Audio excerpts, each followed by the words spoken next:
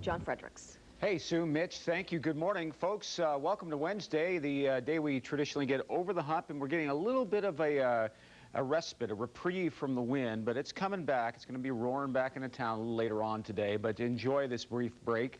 It is going to be a beautiful day with lots of sunshine. Clear skies out there right now. Currently out at McCarran, the temperature reading has dropped down to a cool 36 degrees, but look at that. Wind's only west-southwest at 5, and barometer is steady at this hour. Winds will be on the increase, but not until later today. So again, if you got an early tea time, you're going to be loving life. Winds later on the increase right through the evening and through tomorrow. How's Valentine's weekend shaping up? We'll have that, of course. A couple of chances to win cash and a classic car, the Fredericks Fact, and your complete forecast. But right now, news time and Sue and Mitch.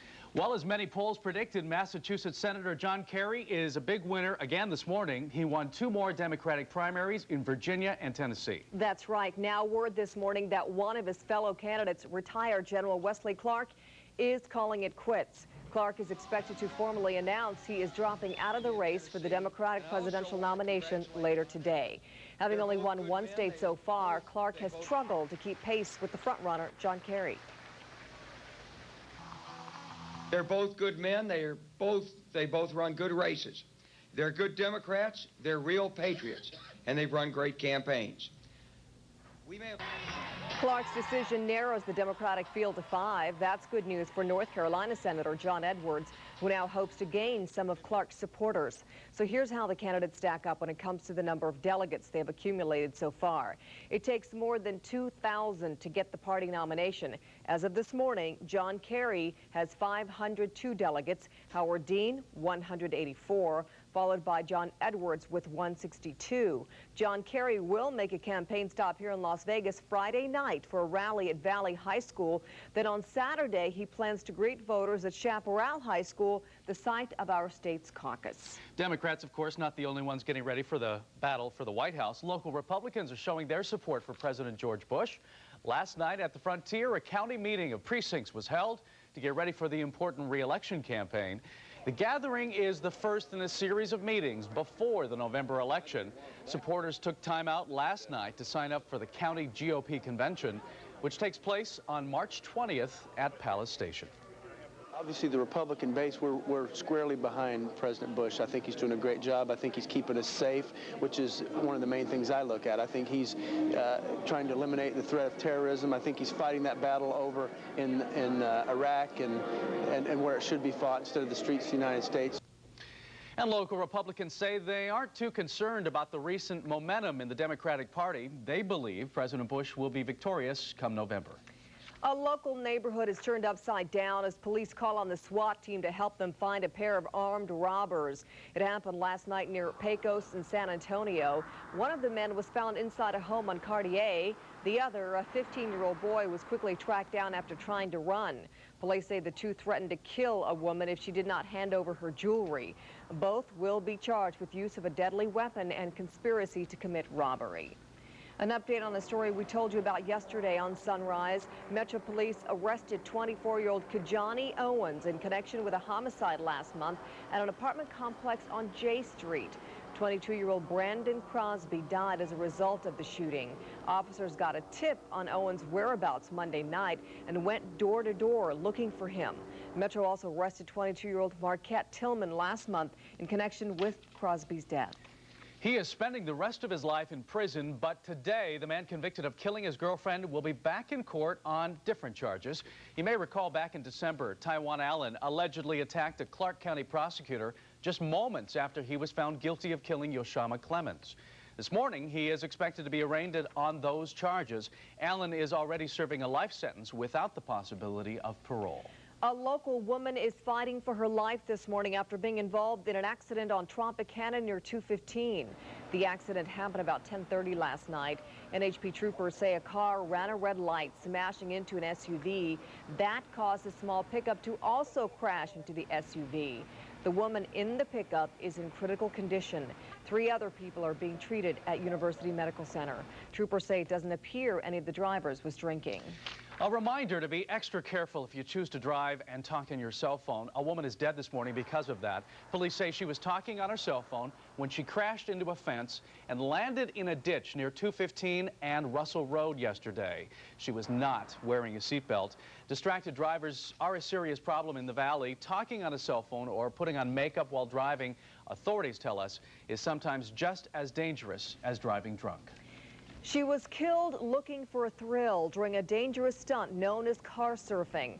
Now, family and friends of 16-year-old Adacia Edison are trying to say goodbye. Last night, a memorial was held for Edison. Thursday night, police say she was riding on top of a car in the parking lot at Shadow Ridge High School. Officers who arrived on the scene say Adacia fell off the roof of the car and hit her head on the pavement. She died at the hospital over the weekend. It's a real tough time for a lot of kids around here because, you know, you never think, you know, I'm just gonna, you know, up and leave one day. High schoolers don't always know how to process through grief, and so some of the things is just talking through what it means to live, what it means to die, what it means to be a part of something that's bigger than you. The driver of the car was also a student. Police say she may face involuntary manslaughter charges. Some good news out of Elko this morning. The white powder found at 2 post office buildings and a school district office is not hazardous. Before authorities knew that, though, dozens of postal workers and school district employees were sent home early yesterday. A handful were treated at a nearby hospital as a precaution, but luckily no one is showing any signs of illness. And they were transported to Northeastern Nevada Regional Hospital, where they received a baseline blood test. And the hospital is following hazardous materials protocol. The powder came with a letter that police say carried a threatening message. The letter is now in Reno, awaiting more testing at a forensic crime lab. A new report shows students are not learning the skills they need to compete in the work world. It's something you could argue with local high school graduates who are pulling in 6-figure salaries in the gaming industry. From car dealers to bartenders, there are plenty of high-paying jobs that do not require a college degree. That could change. Kids First found out Nevada educators are encouraging employers to require college degrees.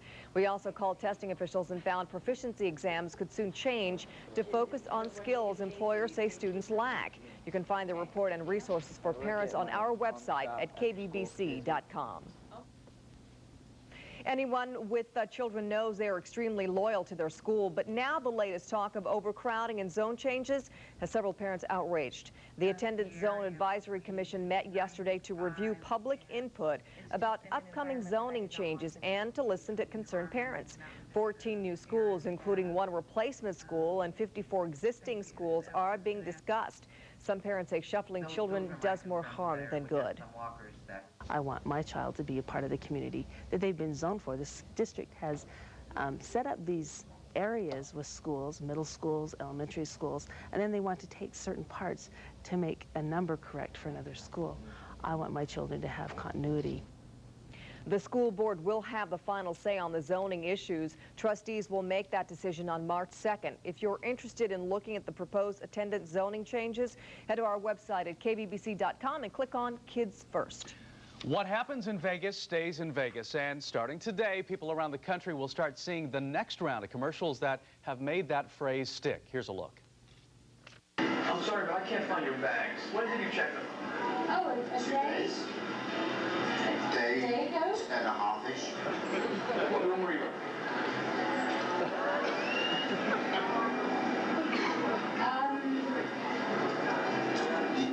That's something, isn't it? We never officially, you know, in hotel terms. Well, that's just one of 4 new commercials that the Las Vegas Convention and Visitors Authority are rolling out. They will air nationwide to try and bring even more tourists to our area. Of course, not everyone was a fan of the ads. The NFL refused to air some of them during the Super Bowl. To boost tourism and to convince people Las Vegas is the place to vacation and party, city leaders are teaming up with Clear Channel Communications to throw a big birthday bash for the city's centennial celebration. Right now, the target date is the 4th of July weekend, 2005.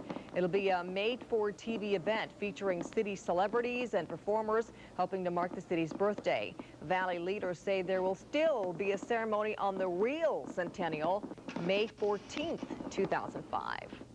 Those not having a tough time coming to Las Vegas, young entrepreneurs. According to Inc. magazine, Las Vegas ranks #3 of the top 25 cities to start up a small business. Riverside, San Bernardino, California came in at #2, and #1 ranked city, Atlanta, Georgia. Philadelphia, Pennsylvania comes in at #10. Inc. measured current population and employment growth trends to get their scores.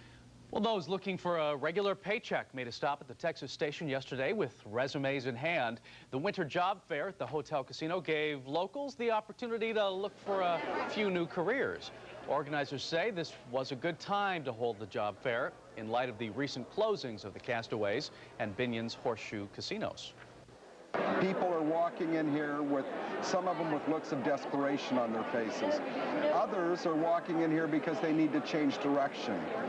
Latest statistics show that 25% of people currently employed are looking for other employment. Despite the ups and downs in our national economy, organizers of the job fair say the employment picture in Las Vegas is looking up. If you couldn't make it out to the job fair at Texas Station, Nevada Partners is holding a job fair every day through Friday from 10 o'clock until 3 in the afternoon. They are located at 710 West Lake Mead Boulevard. They offer classes to help you guide you back into the workforce, as well as coordinate interviews with potential employers. If you would like more information, just give Nevada Partners a call, 399-5627. He's known as much for his big appetite and sense of humor as for his success on the basketball court. Coming up on News 3 at sunrise, why Utah coach Rick Majerus may be leaving the sidelines for good. And GM issues another major recall, this time for a possible problem with the Corvette. All that, the forecast, and tons of prizes with the Fredericks Fact up next here on News 3 at sunrise, where news comes first.